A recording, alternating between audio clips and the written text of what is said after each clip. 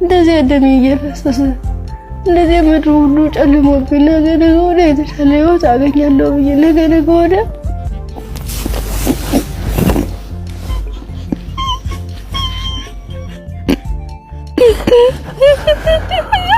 እናንተ የዚችን ልጅ ቪዲዮ ለምን ኢቢኤስ አጠፋው?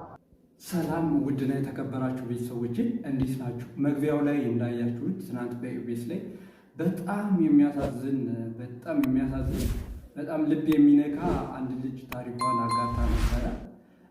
ከዛ በኋላ ግን በምክንያቱ ባልታወቀ ሁኔታ ቪዲዮውን አጥፍተውታል። ለምን እንደሆነ አይታወቅም። ግን ብዙ ሰዎች የራሳቸውን አስተያየት በተለያየ ሶሻል ሚዲያ ላይ እየሰጡ ይገኛሉ። እስኪ ቪዲዮውን እንየውና እኛም የራሳችን አስተያየት የምንሰጥ ይሆናል። ደንቆ ተጨሻለ ድምጽ ጥለኝ እንዲሆነ ነው ሁለት አጋለ ስንኩል ማን ይቀበለናል አልኳት። ምክንያቱም ማንም ቢሆን እንደዚህ ደም እየፈሰሰ እንደዚህ ምድሩ ሁሉ ጨልሞብኝ ነገ ወዲያ የተሻለ ህይወት አገኛለሁ ብዬ ነገ ወዲያ ጥሩ ቦታ ደርሳለሁ ብዬ አሰብኩት ልጅ በቃ መጨረሻው እንደዚህ ሲያመር እንደዚህ ሲሆን በጣም ከፋኝ። በቃ ሁሌም ማለት ነገ ወዲያ እንዴት ነው የምሆነው? ምንድነው ማድረግስ የምችለው? በምን አይነት መልኩ ነው ህይወቴንስ መጠገን የምችለው? አይዞሽ የሚለኝስ ማንኛው ሰው ነው? በቃ አለው እንደዚህ መጨረሻ ላይ ምንድነው ጎዳና ተዳዳሪን የሆንኩት? ጎዳና ነው ወርቄ በቃ እኔ እና ምንድነው ትንሽ ታሪኩ ምንድነው የዩኒቨርሲቲ ተማሪ ነበረች። ከዛም በኋላ ላይብራሪ ስታነብ ካመሸች በኋላ መንገድ ላይ ግርግር እንደተፈጠረ አስመስለው የሆነ ሰዎች ከግርግሩ ሊያስመልጧት እንደሚፈልጉ ይነግሯትና ከዛ በኋላ በመኪና አስገብተው ጫካ ወስዷት ምናምን ነው እንግዲህ ታሪኩ ያው እና እዛ ወስዷት ተደፍራለች። ልጅም አላት 1 ዓመት ከ6 ወር በላይ እዛ ውስጥ እንደቆየ ነው የሚያሳየው ታሪኩ። በጣም ልብ የሚነካ ነው። በጣም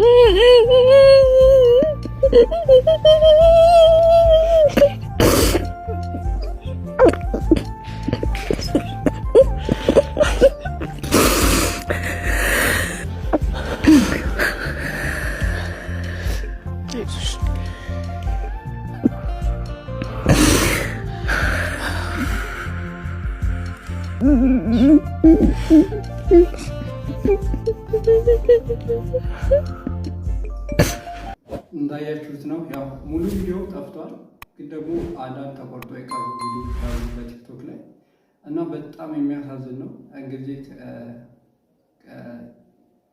በጣም የሚያሳዝነው ለመናገር ትንሽ ይከብዳል። በዚህ ልክ የሰው ልጅ ጭካኔ በጣም ነው የሚገርመው። አስቡት፣ የራስ እህት ብሁና ብታስቡት እህታችን ነች። እህታችሁ ብትሆን ምን ያህል ህመም ሊኖር እንደሚችል ማሰቡ ቀላል ነው። እና እንደዚህ ከሆነች በኋላ ለምን እንደሆነ አይታወቅም ቪዲዮ ጠፍቷል። ብዙዎችም የራሳቸውን አመለካከት ሀሳብ እየሰጡ ነው። በትናንትናው ዕለት በኢቢኤስ ቀርባ ሁሉን ያስለቀሰችዋን ልጅ አሳዛኝ ታሪክ ባጭሩ ልንገራችሁ። በአማራ ክልል በስናን የተወለደችዋ ብርቱካን ተመስገን ገና በልጅነቷ ነበር እናቷን በሞት ተነጥቃ አሳዳጊዎች ተሰጣ በሰው ቤት ተንከራታ ያደገች። ጥሩ ውጤት በማምጣት ዩኒቨርሲቲ ከገባች በኋላም እስከ 2ኛ ዓመት በፋርማሲ ትምህርቷን እንደተከታተለች ትናገራለች። ዩኒቨርሲቲ ውስጥ ትምህርቷን እየተከታተለች እያለ እሷና ጓደኞቿን ጨምሮ በኦነግ ሸኔ ታጣቂዎች ታፍና ትወሰዳለች። ታጣቂዎች ጋርም በጫካ 1 ዓመት ከ6 ወር በረሃውን ውሃ ጥሙንና ክልችቱን ተቋቁማ ያሳለፈችው ብርቱካን 6ቱም ታጣቂዎች ባንዴ ከደፈሩኝ በኋላ ጫካ ውስጥ ጥለውኝ ሄዱ። እኔም እንደምንም ብዬ ተነስቼ ደም እየፈሰሰኝ ነበር ከሰው የተገናኘው። ወደ ሕክምናም ከገባው በኋላ እርግዝና እንደተፈጠረ ተነገረኝ። እናም አሁን ላይ ታማሚ ልጅ አለኝ። እኔም የልብ ታማሚ ነኝ። ወደ ጎዳናም ወጥቻለሁ። ውድ ወገኖች አለኝ የምለው ሰውም የለኝ። ተጨንቄያለሁ። ትምህርቴንም መከታተል እፈልጋለሁ። እርዱኝ ስትል ትናንትና ዕለት በኢቢኤስ ቀርባ ሀሳቧን አጋርታ እናንተ የዚችን ልጅ ቪዲዮ ለምን ኢቢኤስ አጠፋው? ሁለተኛ ደግሞ ለምንድን ነው የተማረችበት ዩኒቨርሲቲ እንዲነገር ያልፈለጉት? በጣም ብዙ ነገር የተሰራ ግፍ፣ በተለይ በአማራው ላይ የተሰራ ግፍ ገና ይወጣል። አይደለም በሚዲያ በአለም ነው የሚወጣው። በኢቢኤስ ቴሌቪዥን ሲተላለፍ የነበረውን የትናንቱን ፕሮግራም መንግስት በዩቲዩብ ላይ ከተጫነ በኋላ በቀጥተኛ ትዕዛዝ አስጠፍቶታል። ነገር ግን ሙሉ ታሪኩን ያየ ባይኑ እንባ ያላቀረራ ይኖራል ብዬ አላስብም። በጣም ነው የሚገርመው። እንግዲህ እንዳያችሁት ልጅም አላት፣ የልብ ታማሚ ነች። በጣም ነው የሚያሳዝነው። መርዳት የምትችሉ ሰዎች እባካችሁ እርዷት። ለምን ቪዲዮ እንደጠፋም አይታወቅም እና ብዙ ሳይኮሎጂካል ትሪትመንት የሚያስፈልጋት ይሆናል እና ድረሱላት። እንዳያችሁት ማገዝ የምትፈልጉ አግዟት።